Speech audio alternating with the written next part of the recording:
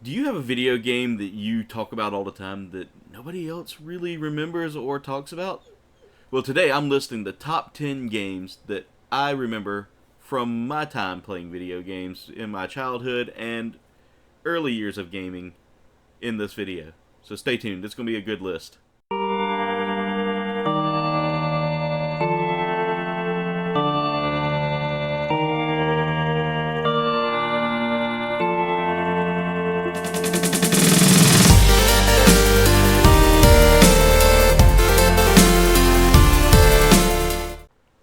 What's going on, comrades, and welcome to yet another top 10 video. This week I'm going to be touching base on the top 10 games that I played throughout my childhood and early years that maybe you don't remember. So there were a lot of games out there that came out during the 90s, 80s, and early 2000s, and yes, I'm dating myself there because I was born in the 80s, I am a child of the 90s, so there were some games here from like classic consoles that a lot of my younger audience won't remember, but guys, y'all my age, let's see if y'all remember any of these. So, growing up, I started off on the Atari 2600, moved all the way into the modern era with the PS5 as of now. So I've had a pretty expansive, pretty long history of gaming, and these are the 10 games that kind of stick in my brain all the time, and I kind of wish would either A, get a remaster, or have gotten a remaster, but I just don't have it, or were just great games that I spent way too much time playing that I probably should have touched some grass at some point between these games. But yeah, let's get started with this list. So starting out at number 10, we have Uniracer that came out for the SNES. Now I remember it mostly for the SNES. I don't remember if it came out for any other consoles, but Uniracer was one of those games where you played a living unicycle and you would race against other unicycles. You could always race against your friends as well. I think you could play like maybe with 1 to 3 more players. I can't remember. But anyway, the game was really cool. You had racing. You had times where you would do stunts. They were like these. You had to earn enough points with stunts. The game was a little bit tricky because back then controls weren't the greatest, and I feel like it was very underrated for its time. Like it didn't get a lot of hype afterwards, and I don't think they ever made like a sequel. If they did, I never was able to get it, but it was a ton of fun for me. I enjoyed every moment of it, and guys, it had so much fun to it. You could customize your cycle. You could choose the cycle you wanted to. They all came with names, and it was like a loop course here. I've got some videos and I've got some pictures and stuff kind of sitting up here that you can see, where you can see some of the gameplay footage. Some of these will have video, some will be just pictures because I couldn't find good video, or a video that didn't feel like I was taking from somebody else. So yeah, that's Uniracer, guy. It was a great game and one of my favorites. I spent way too much time in my childhood playing on my SNES, and that was one of the games that I just couldn't stop playing. Coming in at number 9, we have Cool Spot, that was available for the SNES and the Sega Genesis. Now, I had it for the Sega Genesis, so the sound quality was probably a little better. The video quality was a little more crisp to me. And guys, the game was one of those product placement games. I've got a couple of those on here, but no, it was product placement for 7-Up, a soda brand here in the United States that kind of rivaled Sprite in a way. I don't know if does it still exist? Does 7-Up actually still exist? I don't see it in the grocery stores anymore. But anyway, Cool Spot was the mascot of 7-Up. It was the little red dot that's on the 7-Up logo with some sunshades, a pair of sneakers. As you can see in the picture, I keep wanting to point over here, but I keep forgetting my camera's mirrored. It should be over here. But Cool Spot was this cool character that you play as, and the missions were you would go through a beach and someone's house, and there was just so many things you would do, and the story was very. I never understood the story. I don't think was there a story? I think someone stole all the 7-Up and you had to get it back. I can't remember. Either way, it was a great game and a fun play for me. I beat it once or twice as a kid, but it had a little bit of difficulty to it for me being a kid and not being as great at platformers as I should have been. It was a side-scrolling platformer with some great playability to it, and it was kind of quirky. It was fun. I enjoyed it. So yeah, Cool Spot it gets a number 9 on my list just because there are some other games on here that really, every time I think about it, they pop up to me, I bring it up, and nobody seems to remember these. Coming in at number 8 is one of the oldest games on my list, and that is Destination Earthstar for the NES. Now, this game was a side-scrolling space shooter, like a side-scrolling space shoot-'em-up, but it had other things to it. You could get in space battles, and it would switch over from side-scrolling to almost a first-person view, where you would have to like find the spaceships, target them, and shoot. Your goal was to get back to Earth. As a lone starfighter, you didn't really have a lot of backups. You could get some power-ups to kind of help you through your mission, but again, it was one of those typical Acclaim early 90s, or late 80s, early 90s side-scrolling shooters that Acclaim was all known for. It was a ton of fun. The graphics were kind of cool and trippy and kind of inspired what you see in my intro. That game really inspired me a lot when it comes down to my style of, like, you know, space cyberpunk kind of combo. So it had that kind of moment to it, and it was a lot of fun, and I spent a lot of my childhood playing it. I wish they would port it to the Switch, or, you know, at least bring it back in some form. But Acclaim, I don't know if they're doing much anymore. I haven't heard of anything from Acclaim in years. Maybe I'm wrong. But, you know, it was a great game. It was fun. I enjoyed it. Very classic side-scrolling shooter. Definitely worth the time to check out if you can check it out. If you can find a copy of it, it's a great game for the NES. Coming in at number 7 is a game known as Protostar. I think it was War on the Frontier. But in Protostar, you played kind of this cargo ship pilot / mercenary who would go out and complete these missions, and your goal was to try to make it to this space station. I can never remember the goal exactly. I'm remembering all of this from the top of my head because I played these, and I don't want to sound like I just read off of a wiki.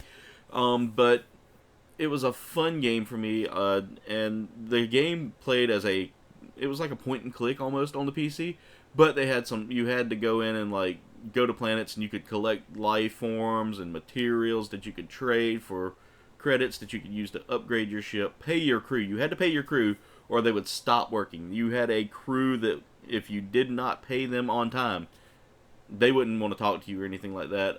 I remember it very, very well. It was a DOS game, but it was on the old, it was on the PC, and it was really hard for me. I remember playing that and thinking, God, this game is tough, because you had to manage your finances, you had to make sure that you had fuel in your ship, you had to make sure that your ship had repairs after getting into fights with other alien species, which could show up at any point in time and just cause a terrible scene for you.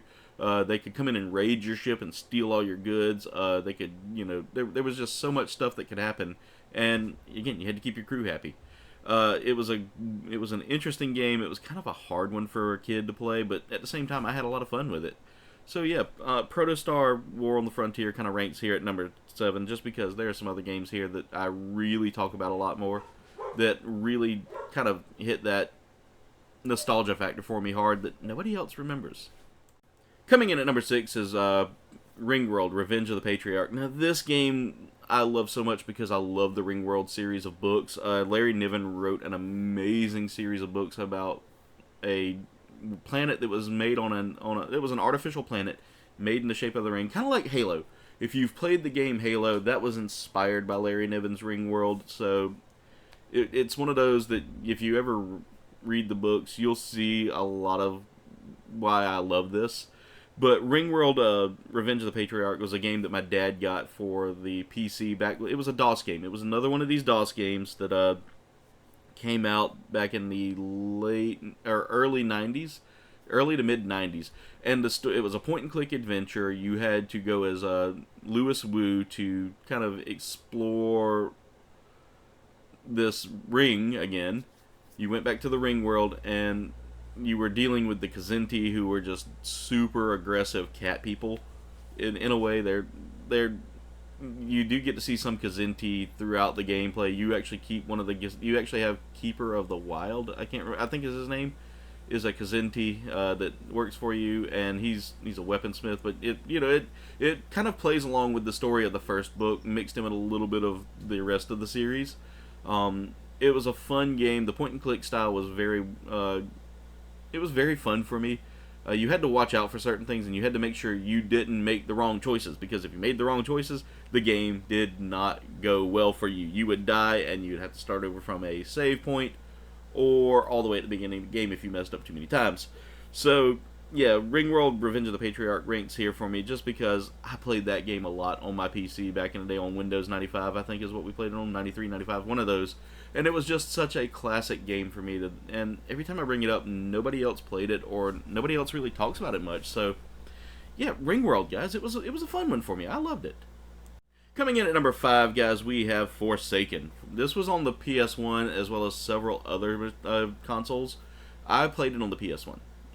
It was a very fun first-person shooter with spacecraft or hover bikes or something. But anyway, you would play as one of several mercenaries who would go in and just complete these objectives. It got a remaster, so it's not totally forgotten, but it was one of those games that I've talked with several people who have played in my time, in my age group, that never remember Forsaken. I remember the artwork being just super sick on the cover. I remember just playing that game and thinking, man, this is cool. I'm getting a first-person shooter where you're not tied to the ground. You literally fly around, and your ship can be tilted upside down. You can go sideways. It goes super fast, so it's not like a slow churning movement. You're moving at, Mach Jesus to get your objectives done.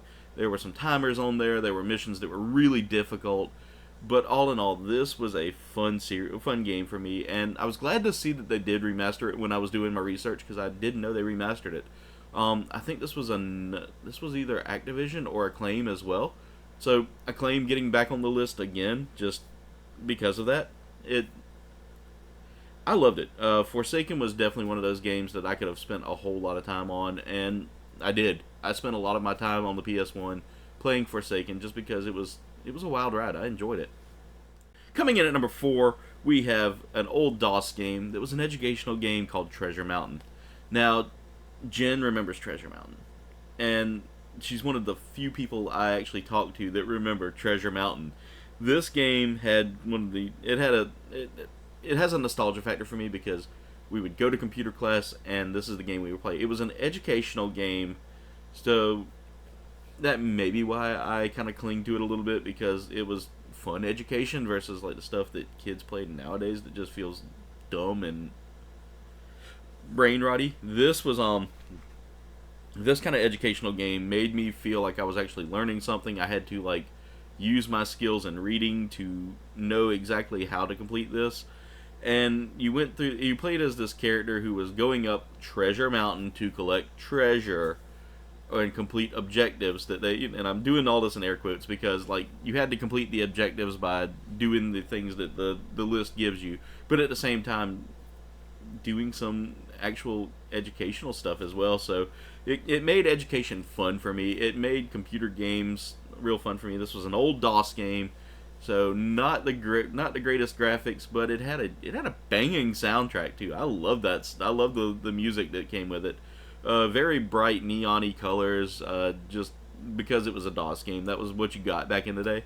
But it was a ton of fun, and again, being educational, you would think it wouldn't be that fun. It was. I mean, I played that, Math Blaster, Reader Rabbit, all of those, and this game was the most fun for me. I always loved Treasure Mountain Day at school. So Treasure Mountain goes there at number 4 for me, just because A, it's a nostalgia factor, B, a lot of people I talk to don't remember. In fact, me and Jen had an argument about this because she's like, "You didn't play this until I showed you." No, I played this in elementary school at my little school that I went to. So, yeah, Treasure Mountain, guys.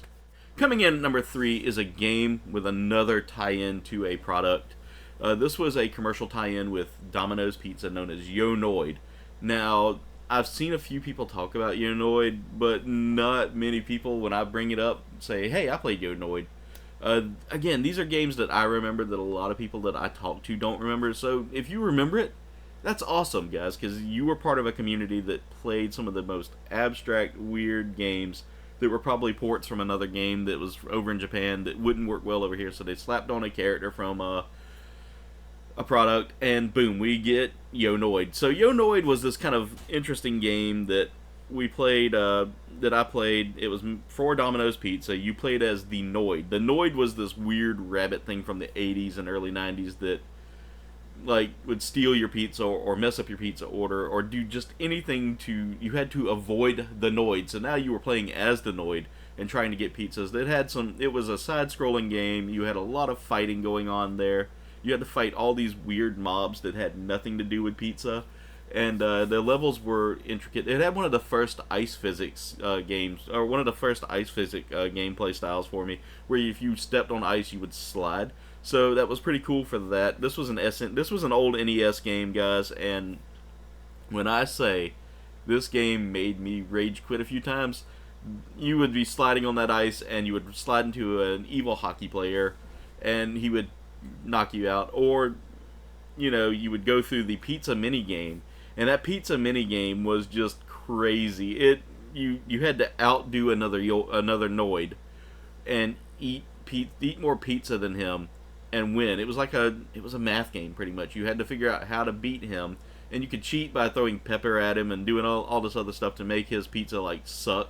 So yeah, it was great. I enjoyed it. Yo Noid was definitely kind of a weird, goofy game that we need more of in America. We really need more weird, goofy product placement games.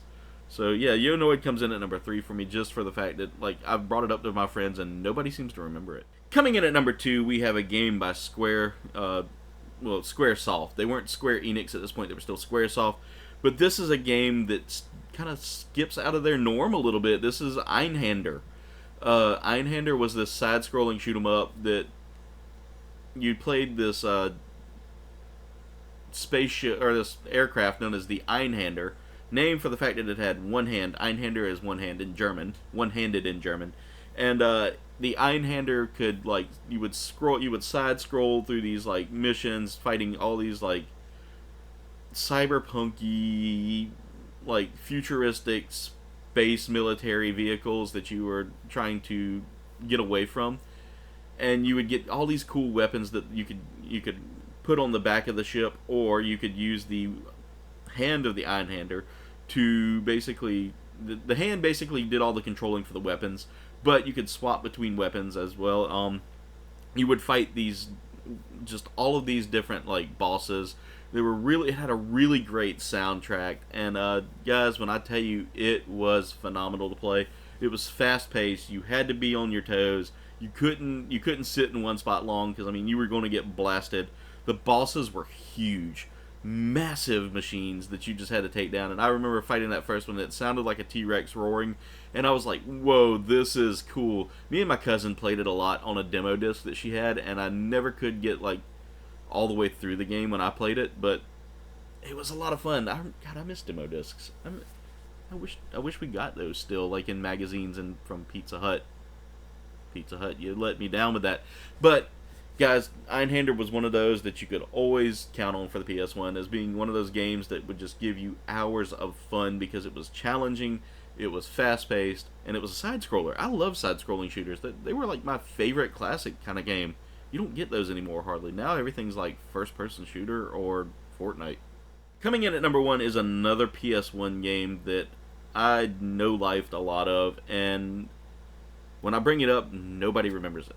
This is why I made this list, by the way, guys. This game right here. This game over here, right up here,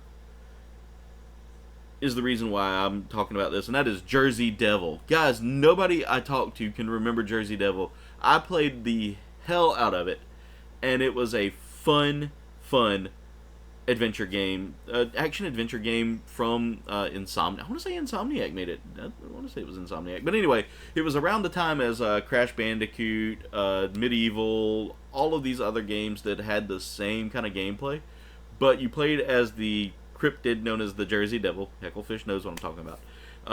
The Jersey Devil, you were this purple Jersey Devil that went around and you were fighting off this group that was that was after you and trying to cause mayhem, and you were this little imp that just wanted to kind of save your little town area. I don't remember the story too well. I'm terrible with stories, but I remember playing it and enjoying it, and I remember my first taste of it was on a demo disc that, again, played with my cousin Diana. Diana, I'm giving you a lot of shout-outs in this today. I love you. Yeah, Charlie, I know Charlie likes to play Fortnite with me, but, you know, we played a lot of it, and I loved it. That game was so much fun, and like I said, I missed the PS1 era of the adventure games. But it was, like I said, same vein as Spyro, Crash Bandicoot, Medieval, just that same kind of gameplay.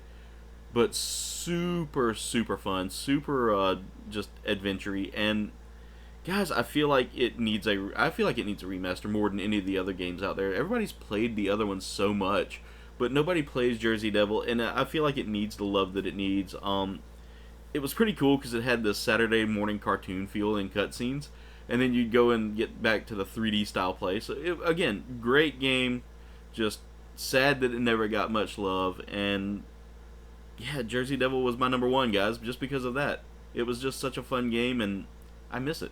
I really want to play it again on my PS5, but nobody wants to port it or remaster it or anything.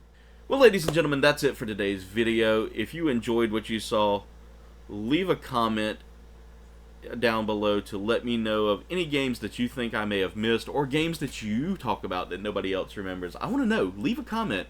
If you enjoyed today's video, make sure to smash that like button. If you're new to the channel, subscribe, guys. We are on the path to 1,500. And at 1,500 subscribers, I'm doing a huge giveaway of some model kits, V-Bucks, you name it. We're doing it. Well, not giving away a car or a pony or anything like that, but you know, we're working on a huge giveaway idea here at the channel, and I would love to see y'all come out and support, and I appreciate all of you who have smashed that like button and subscribed already. Like I said, we're on the path to 1,500, and with your support we can get there. I also want to take this time to say, if you want to support the channel further, you can do so by either checking out my merch shop with the link tree in the description below, where you can grab some KBG merch to support the channel, or you can become a czar of the channel today. Again, czars are my $2.99 a month members. These are the amazing people right here who have subscribed to the channel, and I appreciate your support so much. Again, $2.99 is all it takes to become a czar of the channel, and with your support, we can continue to grow, and I can get the things that I need to keep this channel going. But anyway, comrades, that's it for today's video, and thank you so much for watching. Be safe, stay amazing, much love to you all, and we'll see you in the next video.